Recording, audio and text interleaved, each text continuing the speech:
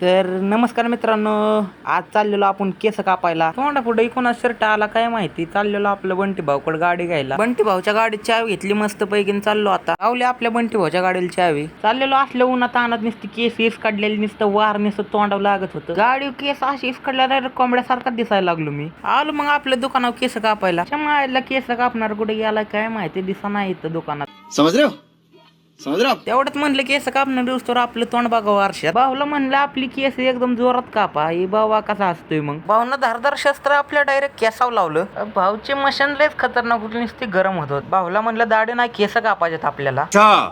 हमको सिखा रिया काय खतरनाक भाऊनं केस कापल्यात. भाऊनं आपल्याला हँडसम केलं, डायरेक्ट पिक्चर मधल्या गत दिसतोय. भाऊला म्हणलं आता तुला पैसे बिसे काय नाही, तसंच जातो घरी. डायरेक्ट आपली गाडी पेट्रोल पंपावर गेली. आपलं गरीब लायकीने पेट्रोल टाकलं 40 रुपयाचं गाडीत. मैं गरीब हूँ.